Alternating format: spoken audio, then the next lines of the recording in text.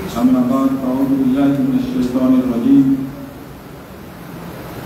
يوم تبيض وجوه وتسود وجوه فأما الذين اسودت وجوههم أكفرتم بعد إيمانكم فذوقوا العذاب بما كنتم تكفرون. وقال صلى الله عليه وسلم عليكم بالجماعة وإياكم والفرقة فإن الشيطان مع الواحد وهو من الاثنين أبعد. رواه الترمذي بإسناد صحيح.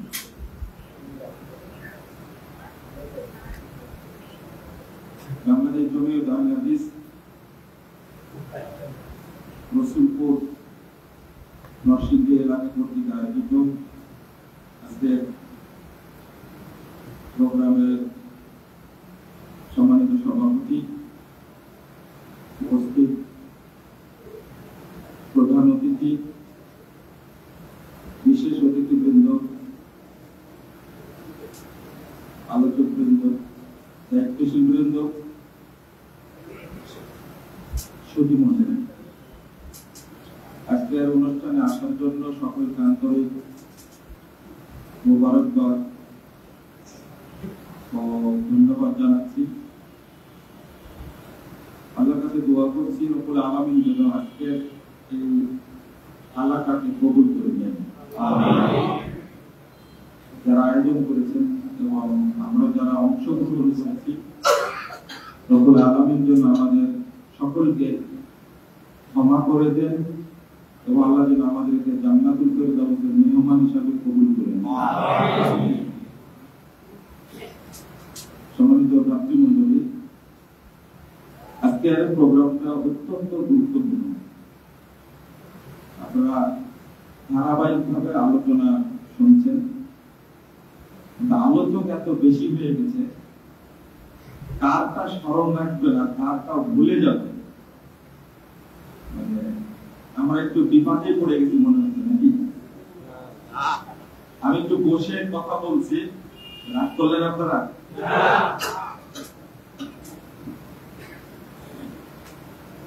আমি ছোট ছোট করে তিনটা বিষয়ে কথা বলবো।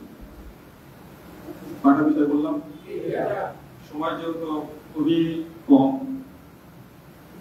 আমাদের সেক্রেটারি মহোদয় আছেন, তিনিও কথা বলবেন, তাকে সময় দিতে হবে। এর মাঝে আপনাদের মনোযোগ চাচ্ছি। এক নম্বর হলো, আমরা জমিয়ত আহলে হাদিস আমরা কি কাজ করতে পারি, কি দায়িত্ব পালন করব, কেন করব। আর একটা হলো কল্যাণ ফান্ড, আর একটা কি কল্যাণ ফান্ড, হয়তো আলোচনার মধ্যে চলে আসবে ইনশাআল্লাহ। আর একটা ছোট্ট বিষয়ে কথা বল, বর্তমান প্রেক্ষাপটের আলোচনা। এক নম্বর, এই নারায়ণগঞ্জ জেলা আলহামদুলিল্লাহ মডেল জেলা হিসাবে আমরা ঘোষণা করেছি। এইটা নারায়ণগঞ্জবাসীর জন্য মানে অনেক ভালো একটা সুখবর। কিন্তু আমাদের একটা দাবি থাকবে, নারায়ণগঞ্জে বিশেষ করে যত আহলুল হাদিস সালাফি আকীদার ভাইরা আছে, আমরা সবাই ঐক্যবদ্ধ থাকবো ইনশাআল্লাহ। আমাদের মধ্যে যেন কোনোভাবেই বিভক্তির সুযোগ কেউ না নেয়, এটা আমাদের খেয়াল রাখতে হবে। এবং যাদের মনে এই ধরনের কিছু সন্দেহ সংশয় আছে, আমি তাদের উদ্দেশ্যে কয়েকটা কথা বলবো। আল্লাহ রাব্বুল আলামিন বলছেন, ইয়াউমা তাবিয়াদু বুজুহ ওয়া তাসওয়াদু বুজুহ। কিয়ামতের দিন এক শ্রেণীর মানুষ অপমানিত হবে, অপদস্থ করা হবে, তাদের মুখমণ্ডলটা জাহান্নামীদের মতো কালো ফুটছিল হবে। আর এক শ্রেণীর মানুষের মুখ উজ্জ্বল হবে, তাদেরকে সম্মান দেওয়া হবে এবং তাদের মুখমণ্ডল হবে জান্নাতীদের মতো উজ্জ্বল। বলুন আলহামদুলিল্লাহ। এখানে ইবনে আব্বাস রাদিয়াল্লাহু আনহু তিনি এই আয়াতের অর্থ করতে গিয়ে বলছেন, তাবিয়াতু উজুহু আহলিস সুন্নাহ ওয়াল জামাআহ, যারা আহলুস সুন্নাহ ওয়াল জামাআহ, আহলুল হাদিস বা সালাফি আকীদার মানুষ হবে, তাদের মুখটা কিয়ামতের দিন উজ্জ্বল হবে, আল্লাহ তাদেরকে সম্মান দান করবেন। ওয়া তাবিয়াতু উজুহু ওয়া তাসওয়াতু উজুহু আহলিল বিদআহ ওয়াল ফুরকা, আর যারা বিদআতি, যারা জামাত থেকে বিচ্ছিন্ন, তাদের মুখমণ্ডল হবে কালো কুৎসিত, তাদেরকে আল্লাহ অপদস্থ করবেন। আগে হাদিসটা বলেন, 181 নম্বর হাদিস সহিহ মুসলিমের মধ্যে এসেছে, যখন জান্নাতীরা জান্নাতে প্রবেশ করবে, রাসূল সাল্লাল্লাহু আলাইহি ওয়াসাল্লাম বলেছেন, ইদা দাখালা আহলুল জান্নাহ আল জান্নাহ, জান্নাতীরা যখন জান্নাতে প্রবেশ করবে, তখন আল্লাহ তাবারাক ওয়া তাআলা, আল্লাহ তাআলা বলবেন, তুরিদুনা শাইআন আযীদুকুম, তোমরা কি আরো কিছু চাচ্ছ? চাইলে আমি তোমাদেরকে বাড়িয়ে দিব, আরো বেশি বেশি দিব। জান্নাতে যাওয়ার পরে এত কিছু পাওয়ার পরেও আল্লাহ বাড়িয়ে দিবেন। তখন জান্নাতীরা একটা কথা বলবেন, এই আয়াতটার মধ্যে কথাটা, জান্নাতীরা বলবেন তখন আল্লাহকে, আলাম তুবাইয়িন বুজুহানা ওয়া তুদখিলুনাল জান্নাহ ওয়া তুনাজ্জিনা মিনান নার। আল্লাহ যে কিয়ামতের মাঠে সম্মান দান করবে, জান্নাতীরা বলবেন, আল্লাহ আপনি কি আমাদেরকে সম্মানিত করেননি? আপনি কি আমাদেরকে জান্নাত দেননি? আপনি কি আমাদেরকে জাহান্নাম থেকে মুক্ত করেননি? আমরা আর কি চাই? এটাই তো যথেষ্ট। রাসূলুল্লাহ সাল্লাল্লাহু আলাইহি ওয়াসাল্লাম বলেছেন, জান্নাতীদের জবাব শুনে ফায়াকশিফুল হিজাব, আল্লাহ এবং বান্দার মাঝে, জান্নাতীদের মাঝে যে পর্দা, আল্লাহ এই পর্দাটা খুলে দেন। সুবহানাল্লাহ।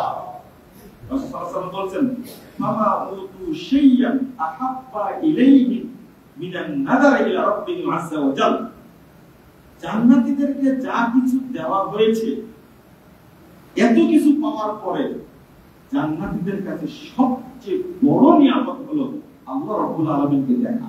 সুবহানাল্লাহ। দেখতে থাকতো, আল্লাহ দেখতেই থাকতো। আমি এই হাদিসটা পেশ করার কারণ হলো, আয়াতের মধ্যে এসেছে ওয়া রিদওয়ানুম মিনাল্লাহি আকবার, এই আল্লাহর সাথে দিদার, এই সাক্ষাৎটাই হলো জান্নাতীদের জন্য সবচেয়ে বড় নিয়ামত। আল্লাহ যেন আমাদের জন্য কবুল করে নেন। তো আমি দলিলটা পেশ করলাম ওই আয়াতের আলোকে। আল্লাহ কিয়ামতের মাঠে এক শ্রেণীর মানুষকে কি করবেন? সম্মান দান করবেন, তাদের মুখটা উজ্জ্বল হবে। আর যাদেরকে অপমানিত করবেন, অপমান করবেন, অপদস্থ করবেন, তার দুই শ্রেণীর মানুষ। এক শ্রেণীর মানুষ যারা বেদাতি, আর এক শ্রেণীর মানুষ যারা জামাত থেকে বিচ্ছিন্ন। আমরা আয়াতটা পড়ি, ওয়াতাসিমু বিহাবলিল্লাহি জামিআন ওয়া লা তাফাররাকু। আমরা এর অর্থ করি যে তোমরা আল্লাহর রজ্জুতে শক্তভাবে সবাই মিলে কি আঁকড়ে ধরো। কিন্তু উসমান রাদিয়াল্লাহু আনহু এই আয়াতের অর্থ করছেন, ইলজামু জামাআতাকুম, তোমরা তোমাদের জামাতকে, ঐক্যকে শক্তভাবে ধরে রাখো। লা তাসিরু আহজাবা, তোমরা দলে দলে বিচ্ছিন্ন। ঐক্য ধরে রাখতে হবে। ইবনে মাসউদ রাদিয়াল্লাহু আনহু কুরআন এবং সুন্নাহর কথা বলেছেন, কিন্তু খলিফা কে ছিলেন? ইবনে মাসউদ রাদিয়াল্লাহু আনহু ওসমান রাদিয়াল্লাহু আনহু খলিফা ছিলেন। তিনি অর্থ করেছেন নিজামুল জামাআত, তোমাদের ঐক্যকে, জামাতকে শক্তভাবে ধরে রাখো, লা তাসিলু আহজাবা, দলে দলে বিভক্ত। আমরা একটা হাদিস শুনে আমি এটা গুটিয়ে নিই কথাটা। রাসূল সাল্লাল্লাহু আলাইহি ওয়াসাল্লাম বলেছেন, আলাইকুম বিল জামা ওয়া ইয়াকুম আল ফুরকা, তোমরা ঐক্যকে শক্ত করে ধরে রাখো, ওয়া ইয়াকুম আল ফুরকা, আর বিভক্তি থেকে অনেক অনেক অনেক দূরে থাকো। আমরা খেয়াল করব, যারা অন্যদের চিন্তা করি না, আমরা মাজার পূজারী, কবর পূজারী, সুফি, বিদাতি, মুশরিক, শিয়া, খারেজি, এদের চিন্তা না করে আমরা আহলুল হাদিস আমাদের চিন্তাটা করি। মনে থাকবে কথাটা, আমাদের চিন্তাটা করি। আহলুল হাদিসরা আলহামদুলিল্লাহ ঐক্যবদ্ধ ছিল। যারাই আহলুল হাদিসকে বিভক্ত করেছে, ভেঙেছে, আমরা অন্তত তাদের থেকে অনেক দূরে অবস্থান করব ইনশাআল্লাহ। মনে থাকবে এই নির্দেশটাকে আমার না রাসূল সাল্লাল্লাহু আলাইহি ওয়াসাল্লাম, রাসূল সাল্লাল্লাহু আলাইহি ওয়াসাল্লাম বলেছেন। আল্লামা আব্দুল্লাহ আল কাফিয়াল কুরাইশি রাহিমাহুল্লাহ, তিনি আহলুল হাদিসদেরকে এমন ভাবে গড়ে তুলেছিলেন, তার লেখনী শ্রেষ্ঠ রাজনীতিবিদ, শ্রেষ্ঠ একজন অর্থনীতিবিদ, অল্প কথায় সব পেশ করেছেন, সাধারণ তাও আর সাধু ভাষায় পড়ে বুঝতে সমস্যা হয়, কিন্তু যারা বুঝেন তারা এতটুকু উপলব্ধি করেন যে অল্প সময়ের মধ্যে পুরো আহলুল হাদিসদেরকে তিনি ঐক্যবদ্ধ রাখতে চেয়েছেন, এবং তিনি স্বপ্ন দেখেছেন যে এই দেশটাকে যেন ভবিষ্যতে আহলুল হাদিসরা পরিচালনা করে। এই স্বপ্ন তিনি দেখেছেন। তাহলে রাজনীতির ক্ষেত্রে, অর্থনীতির ক্ষেত্রে, সমাজনীতির ক্ষেত্রে তার কলম পরিচালিত হলো কেন? ছোট্ট একটা বই, ফাতওয়া মাসাইল। মজার ব্যাপার হলো, দেখবেন যতগুলো ভাষণ দিয়েছেন বিদায় বাচ্চার ভাষণের মতো, যে তিনি ভাষণ দিচ্ছেন, সেখানে কোনো মাসালার আলোচনা নাই, আমিন বলার আলোচনা নাই, আছে সেখানে নাই, রাসূলের আলোচনা নাই। তিনি পুরো সমাজ ব্যবস্থা, দেশ, মুসলিম উম্মাহকে নিয়ে আলোচনা করেছেন। লিখিত ভাষণগুলো আছে, আপনারা দেখেছেন। আমি এখানে বলতে চাচ্ছি, এই স্বপ্নটা আমি মনে করি যারা নষ্ট করতে চেয়েছে এবং আহলুল হাদিসদেরকে যারা বিচ্ছিন্ন করতে চেয়েছে, বিভক্ত করতে চেয়েছে, আমি দৃঢ় বিশ্বাস নিয়ে বলছি তারা সমাজে জায়গা পাবে না, তারা অপমানিত হবে ইনশাআল্লাহ। ভবিষ্যতে যারা করবে অপমানিত, এতে কোনো সন্দেহ নেই। রাসূল সাল্লাল্লাহু আলাইহি ওয়াসাল্লাম পরে ব্যাখ্যাটা বলছেন, ফাইন্নাশ শাইতানা মাআল ওয়াহিদ, শয়তান একজনের সাথে থাকে, ওয়া হুয়া মিনাল ইসলামি আবাদ, দুইজন থেকে শয়তান অনেক দূরে থাকে, দুইজন থেকে শয়তান অনেক দূরে থাকে। দুইজন বলেছেন, বলেননি জামাত থেকে শয়তান অনেক দূরে থাকে। এই কথায় ইমাম সুফিয়ান সাউরি রাহিমাহুল্লাহ তিনি আলোচনা করতে গিয়ে বলেছেন, ইদা বালাগা রাজুল সাহিবি সুন্নাতিন বিল মাশরিক ওয়াল আখার বিল মাগরিব ফাদুলাহুমা ফাবাস ইলাইহিমা বিসসালাম ওয়াদুলাহুমা। তিনি বলেছেন, তোমার কাছে যদি খবর আসে একজন আহলুল হাদিস সালাফি আকীদার মানুষ সম্পর্কে খবর যদি আসে, পৃথিবীর পূর্ব প্রান্তে আছেন একজন, পৃথিবীর পশ্চিম প্রান্তে আছে একজন, দুইজন আছে, তুমি একজন, কয়জন হলো? তুমি যদি শুনতে পাও যে পৃথিবীর পূর্ব প্রান্তে একজন আহলুল হাদিস সালাফি আকীদার আছে, পশ্চিম প্রান্তে একজন আছে, তাহলে তুমি তাদের দুইজনের কাছে সালাম পৌঁছাও এবং তাদের দুইজনের জন্য দোয়া করো। এরপরে ব্যাখ্যাটা কি জানেন? মা আল্লাহ আহলাস সুন্নাহ ওয়াল জামাআহ। দেখো আহলুস সুন্নাহ ওয়াল জামাতের লোক কতই না সংখ্যায় কম, দুইজন পেয়েছো পৃথিবীতে, তুমি দুইজনের জন্য দোয়া করো, তুমি দুইজনের কাছে সালাম পৌঁছাও। সুবহানাল্লাহ। তাদের কত দরদ ছিল, এই জন্য দুইজনও যদি থাকে এই বাংলাদেশে, দুইজনকেও কি থাকতে হবে? এক থাকতে হবে, বিচ্ছিন্ন থাকার সুযোগ নাই।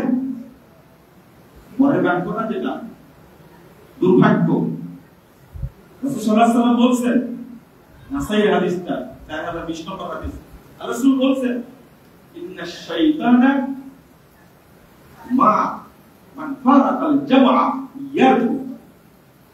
শয়তান ওই ব্যক্তির সাথে থাকে যে ব্যক্তি জামাতকে ভাগ করেছে, বিচ্ছিন্ন করেছে। বুঝলেন না কথাটা? কি করে শয়তান? ইয়ারজু, তার পিছনে লাথি দিতে থাকে, তার পিছনে মারতে মারতে মারতে মারতে নিয়ে যায়, দূরে নিয়ে যায়। দূরে কোথায় নিয়ে যায়?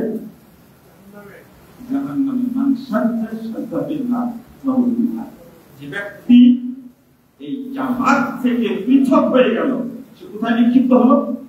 জাহান্নামে নিক্ষিপ্ত হলো। কত হাদিস বর্ণিত হয়েছে এর উপরে।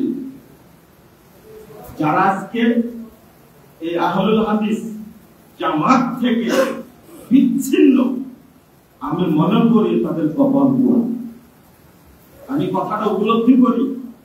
ইমাম আলবানী রাহিমাহুল্লাহর মতো একজন মুজাদ্দিদ, বিগত শতাব্দীর একজন মুজাদ্দিদ, মুহাদ্দিসগণ বলেন 800 বছর পরে এত বড় মুহাদ্দিসের আগমন, তিনি পর্যন্ত আল্লাহর কাছে দোয়া করছেন, হাসানাল্লাহ মাহুম। তিনি বলছেন আহলুল হাদিসদের সাথে আল্লাহ তুমি আমাদেরকে একত্রিত করো। অথচ আমি একজন সাধারণ ব্যক্তি, আমরা ঐক্যকে গুরুত্বটা দেইনি। কাল কিয়ামতের মাঠে আপনি যখন উঠবেন, আপনার আল্লাহ হুজ্জাত আলাহু ইয়াউমাল কিয়ামah, রাসূলুল্লাহ বলতেন তার জন্য কোনো দলিল থাকবে না, আল্লাহ তার সব আমল নষ্ট করে দেবে। আমি এই কথা এই পদ্ধতি বললাম। যারা বিশেষ করে নারায়ণগঞ্জে আছেন, আমি মনে করি শক্তিশালী জেলা, তাদেরকে অনুরোধ করব আমরা আহলুল হাদিস আকীদা হিসাবে সবাই ঐক্যবদ্ধ থাকবো ইনশাআল্লাহ, এবং ঐক্যবদ্ধ করার চেষ্টা করব। মনে থাকবে, আমরা বিভক্ত থেকে কিয়ামতের মাঠে অপমানিত হব না। ভাষাটা শুনেন, আহলুস সুন্নাহ ওয়াল জামাআহ। এটা একটু বলে দিই। কিছু কিছু মানুষ মনে করে যারা আমি তো কোরআন হাদিস মেনে চলি, ঐক্যের দরকার কি? বুঝলেন না কথা? ও মনে করে আমি একাই জান্নাতে যাব। একা জান্নাতে যাওয়ার কোনো সুযোগ আছে? না। আপনার নেতা কে? মুহাম্মদ রাসূলুল্লাহ। এটা জানেই না সে, কেমনে বলে ভাষাটা আহলুস সুন্নাহ ওয়াল জামাআহ।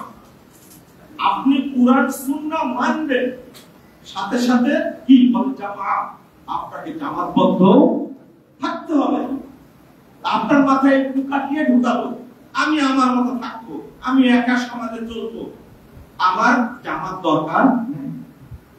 এই জন্যই আহলুল হাদিসদের কপাল পোড়া, এই নিজের অহংকার, নিজের গর্ব, এই নিজের প্রত্যন্তর কারণে আজকে আহলুল হাদিসরা এত সংখ্যক হওয়ার পরে আমরা দুর্বল। আপনি একটু ভাবেন, সারা বাংলাদেশে একটা গ্রাম আছে না, পুরো আহলে হাদিস গ্রাম আছে না, অনেক, একটা গ্রামে 5টা মসজিদ, ওই গ্রামে একজন কোনো বেদাতি নাই। 5টা মসজিদের মুসল্লি সবাই কি আহলুল হাদিস। আপনি দেখান তো বাংলাদেশে আর কোন জেলায় সবাই একই আকীদা, একটা এলাকায় সব মসজিদ অমুক দলের আছে? কোথাও নেই। আমরা গুনে গুনে বলতে পারি এতটা মসজিদ আছে, কিন্তু অন্য কোন দল বলতে পারবে? হেফাজত বলতে পারবে? চরমনাই বলতে পারবে? জামাত ইসলাম বলতে পারবে? আওয়ামী লীগ বলতে পারবে? জামাত ইসলাম বলতে পারবে? বিএনপি বলতে পারবে? এই কথা বলার অধিকার একমাত্র কাদের আছে? আহলে হাদিস। এটা প্রমাণ, আপনার চাক্ষুষ প্রমাণ। আমরা ওই শেষটা বলার সময় যেটা বলছিলাম এখনই ওইটা বলে দিলাম। আমাদের টার্গেট আগামী দিনে পুরো আহলুল হাদিস সমাজকে আমরা ঐক্যবদ্ধ করব ইনশাআল্লাহ। কেন্দ্র থেকে যে নির্দেশনা দেওয়া হবে সেই নির্দেশনায় বাস্তবায়িত হবে ইনশাআল্লাহ। আপনারা বুঝতে পারেননি? এই সমাজের যিনি প্রধান আছেন, আজকে এখানে যে প্রোগ্রামটা হচ্ছে অনেক নেতৃবৃন্দ আছেন না, আমাদের সাথে বেশি পরিচয় নুরুল আলম ভূঁইয়া সাহেবের সাথে বেশি পরিচয়, তাকে চিনি। প্রোগ্রামের আয়োজনের জন্য সাহস লাগে, কি লাগে? সভাপতি মহোদয় ফোন দিয়েছেন একটা প্রোগ্রাম করেন কল্যাণ ফান্ডে, সাহস নিয়ে আপনারা দাঁড়াতে পারেন, আলহামদুলিল্লাহ। ঠিক এটা যদি কাঞ্চনকে বলা হয়, কাঞ্চন দাঁড়িয়ে যাবে, পারবে না? পাঁচরুকি করে বলা হয়, পারবে না? দাঁড়িয়ে যাবে। এই জেলার সে সাহসটা আছে। এই সাহসটা অর্জন করতে হবে প্রত্যেকটি জেলায়। কথা বুঝেন? প্রত্যেক জেলায়। আমি মনে করি আমার বাড়ি রাজশাহীতে, কিন্তু রাজশাহী জেলাকে আমরা এইভাবে জায়গাতে এখনো পারিনি যেভাবে আপনারা দেখেছেন। কথা শুনবেন এখন, আমি আমার গ্রামের কথা বললাম, আপনি আপনার গ্রামের কথা বলতে পারবেন না? আমার গ্রামের 5টা মসজিদ 7টা মসজিদ আছে। আজকে শুনলাম যে এই নারায়ণগঞ্জে শাখা আছে প্রায় 250-এর অধিক, 260-এর অধিক শুনলাম। কত? 260-এর অধিক। নিঃসন্দেহে মসজিদ আছে 260টা, ধরে নিতে পারেন শাখা। এত বড় শক্তিশালী একটা জেলা, আমরা আমাদের কথা কেন্দ্রে থেকে যেটা বলবে সেটা কেন শুনবে না? আগে যদি আপনার আব্বা আরাফাত পত্রিকা নিতে পারে, চোখে দেখতেন না, আমি দেখেছি আমার আব্বা, তিনি পোস্ট অফিসে গিয়ে ওই পয়সা পাঠাতেন। সেই সময় পোস্ট অফিস, বুঝতে পারছেন, পাঠাতেন। আরাফাতে হিসাব দেওয়া থাকলো কোন জেলা থেকে কত টাকা কত পয়সা পাঠানো হয়েছে, ছিল না আগে? দেখেননি আপনারা? এটা আমি দেখেছি, আমার বয়স অনেক কম, সেই সময় দেখেছি একবারে কোন জেলা থেকে কত টাকা আসছে আর কত ছাপিয়ে দেওয়া হয়েছে, এটা আমার চোখে দেখা। সেটা ভালো বলতে পারবে, আমি তখন ছোট ছিলাম। আপনার বাপ পেয়েছেন সমাজ থেকে টাকা তুলে কেন্দ্রে পাঠাতে, এখন আপনি কেন পারেন না? এর অর্থ হলো আপনার মধ্যে ওই চেতনাটা নেই। ওই চেতনা আমরা আবার তৈরি করব। আল্লামা আব্দুল্লাহ কামিল কুরাইশি সাহেবকে এত ভালোবাসতেন কেন? আল্লামা ডক্টর প্রফেসর আব্দুল বারী রাহিমাহুল্লাহকে এত ভালোবাসতেন কেন? আমাদের ভালোবাসাটা কেন? বুঝলেন কথা? এই কারণটা বের করা লাগবে। এই কারণটা বের করা লাগবে। আমরা মানুষের কাছে যেতে পারি না কেন? তাদেরকে এত ভালোবাসতেন কেন? এখনো যারা মুরব্বী আছে, যারা দেখেছেন আল্লামা আব্দুল্লাহ কামিল কুরাইশি রাহিমাহুল্লাহ, যারা দেখেছেন, তাদের অন্তরে সেই মহব্বত এখনো আছে।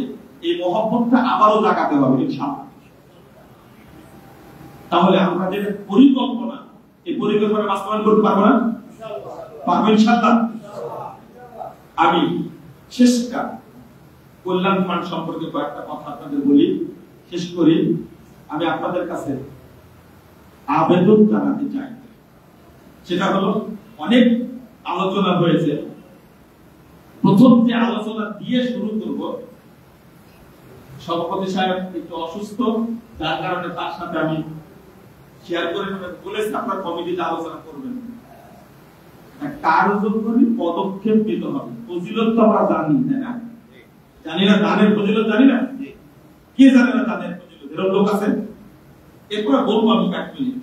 কিন্তু প্রথম কথা হলো, বহুদিন থেকে শুধু আমরা ওয়াজ করছি, উৎসাহিত হচ্ছি। 4 কোটি মানুষ 100 টাকা করে দিলে প্রতি মাসে কত টাকা পাবে? কত?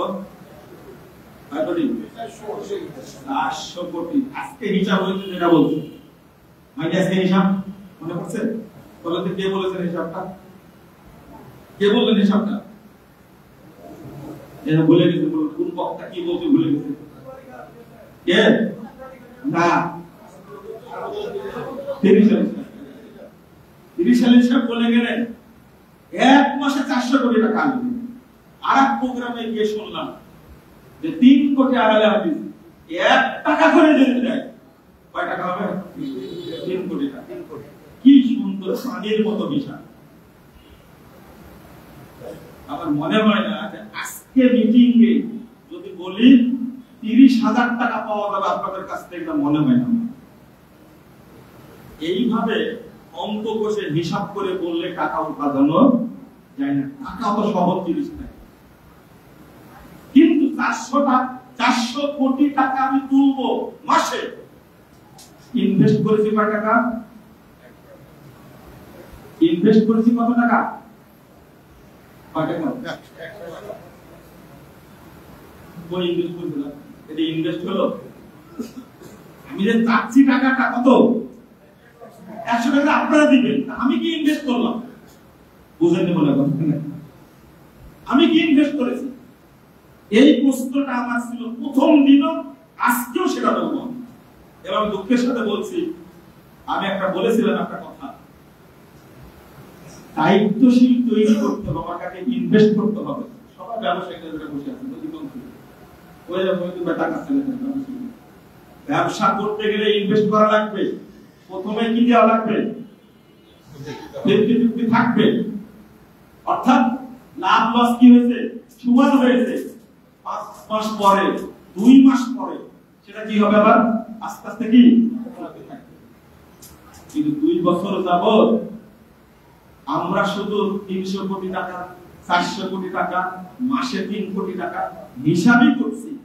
কিন্তু এখন পর্যন্ত ওই অঙ্কে 1 কোটিতেও যেতে পারিনি এখন পর্যন্ত। এই জন্য আবার প্রস্তাবনা কেন্দ্রকে বলবো না, কেন্দ্রের বিষয়টা আলাদা। আমি এই জেলাকে প্রস্তাব দেব, অন্তত আপনারা মডেল জেলা এখান থেকে শুরু হোক, অন্তত একজন ব্যক্তিকে আপনারা নিয়োগ করবেন। এটা আমার প্রস্তাবনা, এটা পরামর্শ, আমি আপনাকে চাপাই দিই। তার কাজ হবে প্রত্যেকটা মার্জিনে, অন্য কোনো কাজ নাই। তাকে বেতনভুক্ত রাখবেন, তার কাজ হবে অমুক মসজিদে আসর করতে হবে, তোমার কাছে রেকর্ডটা দিলে তুমি মাসে মাসে প্রত্যেক মসজিদে যাবেন, মুসল্লিদের সাথে কথা বলবেন, তার বাড়ি এটা, তিনি ফোন দিবেন, আপনার এই মাসের কি বাকি আছে, 100 টাকা বাকি আছে। নক না করলে তিনি ভুলেই যাবেন, বলে যাবেন না টাকা দেওয়ার লোক আছে, নেওয়ার লোক। এটা আমি মনে করি, এটা আমার প্রস্তাবনা। আমার কথাটা আপনার কাছে খারাপ লাগতে পারে, ভালো লাগতে পারে। কেন্দ্র থেকে যোগাযোগ করতে হলে, কেন্দ্র যদি যোগাযোগ করে, 64টি জেলা যদি না ধরি, 50টা জেলা ধরি, 40টা জেলা ধরি, অন্তত 40টা জেলাতে যোগাযোগ করার জন্য অন্তত 200 লোক লাগবে। আপনার 200 লোক লাগবে। আপনি 400 কোটি টাকা আদায় করবেন, 3 কোটি টাকা আদায় করবেন, আর 3 টাকা ইনভেস্ট করবেন না, আপনার স্বপ্নই থাকবে। তবে হ্যাঁ, কোন একদিন আসবে স্বপ্ন বাস্তবায়ন করার জন্য, সেই সময় তারা লোক নিয়োগ করে, ইনভেস্ট করে এই কল্যাণ ফান্ডের স্বপ্ন বাস্তবায়ন করবে ইনশাআল্লাহ। যদি আল্লাহ আমাদের তারা খেদমত না নেয়, তাহলে আমাদের সেলস করে আরো কিছু জাতি নিয়ে আসবেন, তারা এটা করবে। বুঝতে পারেননি কথা? যেহেতু উদ্যোগ নিয়েছেন এমন একজন ব্যক্তি, রাষ্ট্র গ্রুপের চেয়ারম্যান, সম্মানিত চেয়ারম্যান এম এস সবুর সাহেব উদ্যোগটা নিয়েছেন, তার অন্তরে কোনো খাপলা নেই, তার অন্তরে কোনো দুর্বলতা নাই, বরং তিনি অনেক দেন, আরো দিতে রাজি। কিন্তু আমরা অগ্রগামী না। আমার প্রস্তাবটা আপনাদের কাছে ভালো লাগবে না খারাপ লাগবে আমি জানি না, আমি জিজ্ঞেস করবো না। এটা আপনারা করতে পারলে অন্তত এই জেলা থেকে বড় একটা ফান্ড যাবে ইনশাআল্লাহ।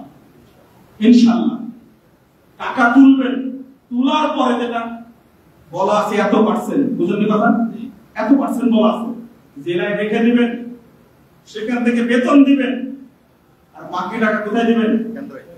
কেন্দ্রের দিবেন প্রয়োজনে। নাহলে যেভাবে কেন্দ্র নির্দেশনা দিয়েছে, আগে টাকা তুলে দেন ভাই, বুঝলেন কথা, আগে টাকা তুলে, টাকা তোলার পরে বলে সেক্রেটারি সাহেবকে যে টাকা উঠানো হয়েছে এত লাখ 72,000, কত দিব আর কত রাখবো, কল্যাণ ফান্ডের অ্যাকাউন্ট সবার কাছে আছে, দেওয়া হচ্ছে, কাগজ দিচ্ছি, যার কোনো বাস্তবতা নেই। এটা স্বপ্ন বাস্তবায়ন করতে কিছু কার্যকর পদক্ষেপ নিতে হবে। আমরা ইনভেস্ট করবো না, একজন লোক ইনভেস্ট করেছে, আমরা একজন লোক, তাও তার অনেক কাজ। কল্যাণ ফান্ডকে সারা জেলায়, মানে গোটা বাংলাদেশে 40টা জেলায় যে অগ্রগামী করবে, বলেন তো একটা জেলায় যদি শাখা ভিত্তিক ফন্ড দেয়, ব্যক্তি ভিত্তিক ফন্ড দেয়, তাহলে কত মাস পরে আরেক জেলা আসবে বলেন তো কি? একজনের দ্বারা হবে না। কল্যাণ কেন্দ্রীয় ভাবে যে কাজটা করবে সেটা আপনাকে বলি। আপনি বলতে পারবেন কেন্দ্র কি করবে? কেন্দ্রের একটা তালিকা আছে, কেন্দ্রের একটা তালিকা আছে, কেন্দ্র কাজ করবে শুধু এতটুকু, জেলা সভাপতি সেক্রেটারিকে, সর্বোচ্চ অর্থ বিষয়ক সেক্রেটারিকে তিনি ফোন দিবেন, আপনার জেলার খোঁজটা কি, তাই না? ঠিক আছে, তিনি শাখাতে ফোন দিতে পারবেন না, ব্যক্তির ফোন দিতে পারবেন না। নাম্বার 2 হলো আমাদের কেন্দ্রীয় সুধী আছে, সুধীদেরকে তিনি মেসেজ দিতে পারবেন, হতে পারে 500 কেন্দ্রীয় সুধীদেরকে বলতে পারেন। আর এই কেন্দ্রীয় সুধীরা চান একটা বিষয় যে প্রতি মাসে আমাকে নক না করা হোক, তারা চান যে আমরা মাসিক ভাবে না দিয়ে বছরে ফান্ডটা দিয়ে, অনেকেই বলে এতটুকু করতে পারবে কেন্দ্র, কিন্তু রসুলপুরে কেন্দ্র ফন্ড দিতে পারবে কি? কিভাবে পারবে? যদি 270টা শাখায় থাকে, বুঝলেন কথা, তাহলে 270টা শাখাকে ফন্ড দিতে হলে কয়বার লাগবে? 270 বার। কি একদিনে হবে? বলেন তো, পরে যদি পারেন, আপনি পারেন না, দেখেন বাস্তবতায় বিশ্বাসী, বাস্তবতায় আসে। শেষে এতটুকু বলে শেষ করছি, আমি আপনাদের বলবো যে টাকা পয়সা নিয়ে গিয়ে কি করবে? 2টা মৃত্যু, একটা হলো জান্নাতি মৃত্যু, আর একটা হলো মুনাফিকি মৃত্যু। জান্নাতি মৃত্যু তো জানেন, জান্নাতি মৃত্যু হলো আপনি জান্নাতে যাবেন মরার আগে বুঝতে পারবেন। আল্লাহ রাব্বুল আলামিন বলছেন, ইন্নাল্লাযীনা ক্বালু রাব্বুনাল্লাহ সুম্মা ইসতাকামু তাতানাজ্জালু আলাইহিমুল মালায়েকা আল্লা তাখাফু ওয়া লা তাহজানু ওয়া আবশিরু বিল জান্নাহ।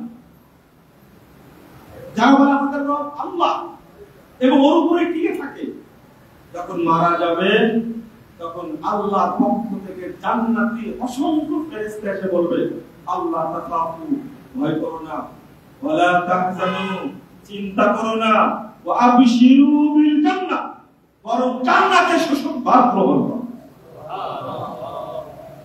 তওবা কবুল হয়েছে, নামাজ কবুল হয়েছে, আপনি জান্নাতে যাচ্ছেন, এই সংবাদটা কানে যখন পড়বে, উলামায়ে কেরাম বলেছেন, আইয়াসমা কাউলাল মালায়েকা আল্লা তাখাফু ওয়া লা তাহজানু, যখন শুনবে মুমূর্ষ ব্যক্তি, চিন্তা করো না, ভয় করো না, জান্নাতের সুসংবাদ গ্রহণ করো, তখনই লোকটা কনফার্ম হলো আল্লাহ আমার ইবাদত কবুল করেছে। এর চেয়ে বড় সুসংবাদ আর কিছু কেন আসে? ফেরেশতারা সাহস দেওয়ার জন্য। মালাকুল মউত সেটা ঘৃণা করে মালাকুল মউত। কিন্তু মালাকুল মউত কি বলে? ইয়া আইয়াতুহান নাফসুল মুতমাইন্নাহ ইরজিই ইলা রাব্বিকি রাদিয়াতাম মারদিয়া ফাদখুলি ফি ইবাদি ওয়াদখুলি। এটা তো জান্নাতের মৃত্যু পরিষ্কার হলো, কিন্তু মুনাফিকের মৃত্যুটা কি হবে? কঠিন মুনাফিকের মৃত্যু। আল্লাহ রাব্বুল আলামিন বলছেন, ইয়াদরিবুনা বুজুহাকুম ওয়া আদবারাকুম যুকু আযাবাল হারিক। 50 নম্বর আয়াত সূরা আনফাল। যখন ফাসিক মুনাফিক কাফের মৃত্যু হবে, আল্লাহ বলছেন জাহান্নাম থেকে ফেরেশতা আসবে, তাদেরকে বাসিতু আইদিহিম, আল্লাহু আকবার, তাদেরকে এমন পিটাবে, মুখে মারবে, পিঠে মারবে, আর সিদ্ধা করতে থাকবে। আল্লাহকে বলবে হাত্তা ইজা জাআতুল মাউত ক্বালা রাব্বির জিউন, মৃত্যু চলে এসে বলবে আল্লাহ আমাকে ফেরত দাও দুনিয়ায়, আল্লাহ ফেরত দাও, আল্লাহ ফেরত দাও। ফেরত দিলে কি করব? লাআল্লি আ'মালু সালিহান ফীমা তারাক, আমি ওই আমলটা করব যে আমলটা করতে পারি। এটা কি হজ করেছে, নামাজ পড়েছে, রোজা রেখেছে, সব করেছে, একটা করে ইনফাক ফি সাবিলিল্লাহ। আল্লাহ কি শুনবেন? তুমি দুনিয়াতে আবার ফেরত যাবে? আল্লাহ ইন্নাহা কালিমাতুন ওয়া কায়দুহা, কথা মাত্র। তোমাকে আরো 100 বছর বয়স দিলে তুমি এরকমই থাকবা, তুমি কখনো দান খায়রাত করবে না। এবার আরেকটা আবেদন করবে, আল্লাহকে একটু টাইম দাও, একটু এটাই রব্বিল আলামিন ইলা আজালিন করিব ফাসাদ্দাকা ওয়া আকুম মিনাস সালিহিন। কত আবেগ মরার সময়, অল্প টাইম, আল্লাহ একটু টাইম দাও, টাইম দিলে ফাসাদ্দাকা, আমি সাদকা করব, ওয়া আকুম মিনাস সালিহিন। এটা কিন্তু সূরা মুনাফিকুনের 10 নম্বর আয়াত, বুঝেন নি মনে কথা? সূরা মুনাফিকুনের আয়াত। ও নামাজ পড়তে চায় না, ও সিয়াম পালন করতে চায় না, ও হজ করতে চায় না, কি করতে চায়? সাদকা করতে চায়। এর কারণ হলো তিনটা। 1 নম্বর, সে সাদকা করে সর্বদা করেছে। 2 নম্বর, সাদকা যত তাড়াতাড়ি করা যায় অন্য কোন ইবাদত করা যায়। 1 সেকেন্ড সময় আল্লাহ সময় দিবেন, তাই না? দিবেন? কি বলবেন? লাই ইউআখিরুল্লাহু নাফসান ইযা জাআ আজালুহা, না না, অসম্ভব। টাইম চলে এসেছে, তোমার সময় দেওয়া কোনো লাভ নাই। এখন যখন কিয়ামতের মাঠে কবরের ঘটনা তো জানেন না? কবরের ঘটনা রাসূল সাল্লাল্লাহু আলাইহি ওয়াসাল্লাম বলেন, ইন্নাস সাদাকাতা লা তুতফিউ আন আহলিহা হাকাল কুবুর। কবরে যখন দাফন করা হবে তখন জাহান্নাম থেকে আগুন আসবে, আও করে জাহান্নামের আগুন জ্বলতে থাকবে। রাসূল সাল্লাল্লাহু আলাইহি ওয়াসাল্লাম বলেন, তার পক্ষ থেকে সাদাকা দেওয়া মাত্র ধপ করে আগুন নিভে যাবে। সাদাকার কথা বললেন কেন? ও সব ইবাদত করেছে কিন্তু নিবার নেই। আপনি কি বুঝতেন? কিয়ামতের মাঠে যখন জাহান্নামে ফেলে দেওয়া হবে তখন আল্লাহ রাব্বুল আলামিনকে আবেদন করবে, ইয়াওয়াতুল মুজরিমু লাউ ইয়াফতাদি মিন আযাবি ইয়াওমাইযিন বিবানি ওয়া সাহিবাতিহি ওয়া আখি ওয়া ফাসিলাতিহি আল্লাতী তুবি ওয়া মান ফিল আরদি জামিআ সুম্মা ইউতি। কি চমৎকার! কত অর্থ সম্পদ আছে, জাহান্নামে ফেলে দেওয়া হবে। অপরাধী বলবে, আল্লাহ তুমি আমাকে জাহান্নামে দিও না, কাকে দাও? আমার সন্তানদেরকে জাহান্নামে দাও। ওয়া সাহিবাতিহি ওয়া আখি, আমার স্ত্রীকে জাহান্নামে দাও, আমার ভাইটাকে জাহান্নামে দাও। ওয়া ফাসিলাতিহি আল্লাতী তুবি, আমার যত আত্মীয়স্বজন আছে, মুশকিল লোক আছে, তাদেরকে জাহান্নামে দাও। বুঝতে পারেন মনে হয় না? আপনি কি বুঝতেছেন না? সবাইকে আল্লাহ জাহান্নামে দাও, আমাকে দিও না, আমার সন্তানদেরকে দাও। তাহলে আপনার নিকটের কোন ব্যক্তি বেশি? সন্তান। 2 নম্বর নিকটের কে বলে তো? স্ত্রী। স্ত্রী তালাক দিতে পারে, আপনাকে খোলা করতে পারে, কিন্তু সন্তান খোলা করবে না। সবচেয়ে নিকটের সন্তান, তারপরে স্ত্রী, তারপরে ভাই, তারপরে ফাসিলাতিহি আল্লাতী তুবি, আমার আত্মীয়স্বজন, গোষ্ঠীর লোক যারা আছে, তারা ও আত্মীয় সবাইকে জাহান্নামে দাও, আমাকে দিও না আল্লাহ। তাদের বিনিময়ে আমাকে বাঁচাও। ওয়া মান ফিল আরদি জামিআ সুম্মা ইউতি। শুধু তাই না, পৃথিবীতে যত লোক এসেছিল সবাইকে জাহান্নামে দাও, আল্লাহ আমাকে বাঁচাও, আমি জাহান্নামে যেতে চাই না। আল্লাহ শুনবেন? শুনবেন? অর্থ রেখে কি লাভ হলো? আল্লাহ বলেন, কাল্লা ইন্নাহা লাযা নাসআতাল লিশাওয়া তাদউ মান আদবারা ওয়া তাওয়াল্লা ওয়া জামাআ ফাআওয়া। কত সুন্দর কথা! অসম্ভব। এটা লাযা নামক জাহান্নাম লেলিয়ান শিখা তোমাকে ছিঁড়ে ছিঁড়ে খাবে। যে পালাবে তাকে চাপতে ধরবে। ও তুমি সম্পদ জমা করেছিলে আর সম্পদকে রক্ষা করার জন্য সব পথ অবলম্বন করেছিলে, কিন্তু সাদাকা তারপর সম্পদ রেখে কি লাভ? একজন ব্যক্তিকে বললাম, দেখেন মানুষের সম্পদের আগ্রহ কত। একটা লোক মারা গেছে 5টা সন্তান রেখে, ছোট ছোট 3টা মেয়ে আর 2টা ছোট ছোট ছেলে, হঠাৎ করে মারা গেছে। পরেজগার মানুষ এই এতিমগুলোকে আর এই বিধবাকে কিছু দিয়ে সাহায্য করে। তিনি বললেন কি জানেন, আমার অনেক আছে, কিন্তু আল্লাহ তাকে বিধবা করলো কেন, এতিম কেন বললো, এটা আমার দায়িত্ব না, আল্লাহর দায়িত্ব। বুঝলেন কথা? তার মৃত্যু শুনে আমি কেঁদে ফেলেছি, কয়েকদিন আগে মারা গেছে, এত কষ্ট হয়েছে, বাড়িও নাই তার। ওই লোকটাই পরিশ্রমের লোক ছিল। এই লোকগুলো কিয়ামতের পরে সাক্ষী দিবে না? বাচ্চাগুলো সাক্ষী দিবে, আল্লাহকে বলবে ইয়া সাল, তুমি জিজ্ঞাসা করে থাকবে লিমা মানা আনি ফাজলা, তার অতিরিক্ত সম্পদ আমাকে কেন দেয়নি তাকে জিজ্ঞেস করো। আল্লাহ যদি বাদী হন টিকতে পারবে কেউ? আল্লাহ জিজ্ঞেস করবেন। সেই মুসলিমের হাদিস, আমি অসুস্থ ছিলাম, তুমি আমাকে সেবা। লোকটা বলবে আপনাকে কিভাবে আমি সেবা করবো, আপনি তো রব।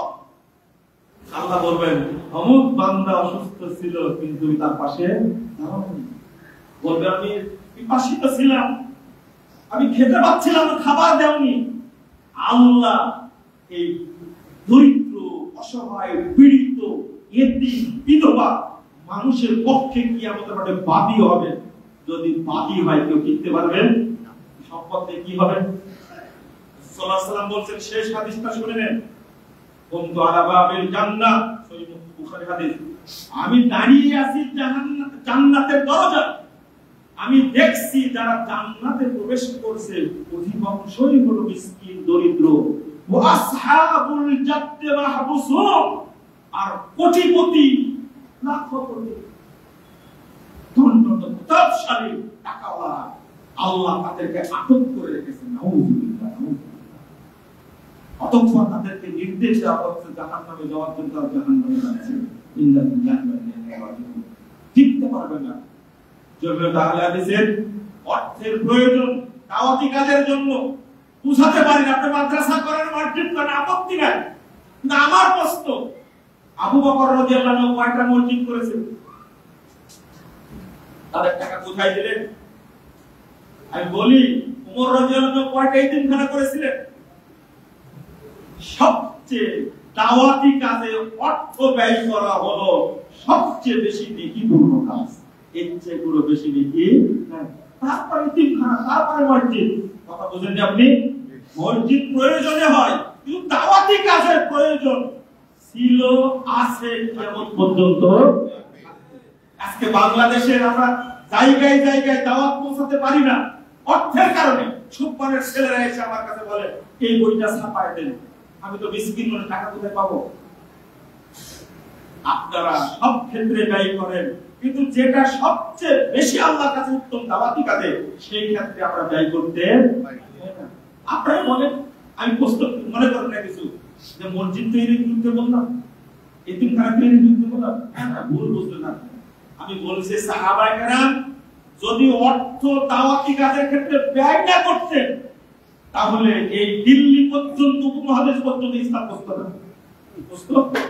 তারা সবকিছু মিলাই দিয়েছে, কিন্তু আমরা টাকা পয়সা উপার্জন করে কবরে রেখে দিতে চাই, তাই না? কবরে নিয়ে যাবেন আপনি। অতএব আমি এই বক্তব্যের মাধ্যমে এদের লাইভ হচ্ছে, প্রচার হচ্ছে, আমি তাদের প্রতি একান্ত আহ্বান জানাবো, আমাদের জমিয়ত আহলে হাদিসের কল্যাণ ফান্ডকে সমৃদ্ধ করার জন্য আপনি বাৎসরিক একটা এককালীন ফান্ড দিবেন যাকাত ফান্ড থেকে। আপনাকে ক্ষমা করবে না জমিয়ত। আপনি অর্থশালী, আপনার টাকা আছে, আপনি জমিয়তকে একটা ফান্ড দিবেন, বাৎসরিক ফান্ড। 2 নম্বর, 100 টাকা নিম্নে বলা হয়েছে, এই যে নুরুল আলম সাহেব বলেছেন আমি কত দেব 5,000, শামীম ভাই বলেছেন আমি কত দেব 2,000। আপনাকে বলবো কেউ দিচ্ছেন 10,000, আপনাকে বলবো আপনিও শামিল হন। প্রতি বছরের জন্য এই ফান্ডটা কি থাকে, শামিল থাকে। মরার সময় আল্লাহর কাছে ওই আবেদন করবেন না, আল্লাহ আমাকে সময় দাও কাজ করি সাক্ষাৎ করি, এটা করবেন না। শুনেন আমি আপনাদের বলি, মডেল মাদ্রাসা আছে না ভাই, বাইরে দেখছেন আপনারা, এতিমখানা সেখানে আছে একটা, এতিম পালা কত কষ্ট করে জানেন আপনি? প্রতি মাসে অন্তত 4,000 টাকা মাথা পিছু দায়ী করতে হবে। কে টাকাটা দিবে? যদি 100 জন এতিম থাকে, খালি খুশি দেখেন এতিম থাকে বলে। আমার তত্ত্বাবধানে 130 জন এতিম আছে, আমি বুঝি খেলাটা। আপনি এতিমকে ধমক দিতে পারবেন? খাবার দিতে হবে, পোশাক দিতে হবে, আদর করতে হবে, না হলে তাই হবে কার কাছে? আল্লাহর কাছে। আপনারা টাকা নিয়ে পয়সা নিয়ে বসে থেকে কি করবেন আপনি? আল্লাহ যেন আমাদেরকে মাফ করে দেন, আমিন। আল্লাহ যেন কিয়ামতের মাঠে আমাদের বিরুদ্ধে বাদী না হন। আপনারা অর্থ দান করবেন ইনশাআল্লাহ। শেষ কথা হলো, যদি আপনার কাছ থেকে ফোন দিয়ে টাকা নিতে হয়, বরকত কিন্তু কম হবে। আর যদি আপনি নিজে দেন, তাহলে বরকত বেশি হবে। হাদিসে আছে, আমার কথা না এটা, 100 করে টাকা যদি না দিতে পারেন, তাহলে জনাব আবু সুবুর সাহেবের কথা বলতে হয় যে আপনার মতো ব্যর্থ আরেকটা কিজের কথা বলেছেন, আর কেউ হতে পারে না। আমি জমিয়ত হাদিসের সাথে জড়িত, আপনার প্রাণপণে ভালোবাসেন, কিন্তু কি দিবেন না? অর্থ দিবেন না। আজকে যারা উপস্থিত আছেন তাদের কাছে আবেদন করি, আপনারা অবশ্যই মাস হলে মনে করবেন মুক্তির স্বার্থে আমি 100 টাকা জমা দিই। যারা 500 টাকা দিতে চান 500 টাকা দিবেন, 200 টাকা দিতে চান 200 টাকা দিবেন, দিবেন ইনশাআল্লাহ। কিছু কথা কড়া বললাম, রাগ করলেন না, রাগ করার দরকার নাই। এটা সংগঠনের জন্য বললাম, দাওয়াতের জন্য বললাম। এই টাকা নিয়ে কি মেরে খাবে কেউ? দাওয়াতি কাজের ক্ষেত্রে মেরে খাবে কোনো কাজই হচ্ছে না। দয়া করে আপনারা হাত খুলে দেবেন ইনশাআল্লাহ। জাযাকুমুল্লাহ খাইরান ওয়া বারাকাল্লাহু ফিকুম। যদি কিছু পড়া কথা বলে থাকি মাফ করবেন। আসসালামু আলাইকুম ওয়া রাহমাতুল্লাহ।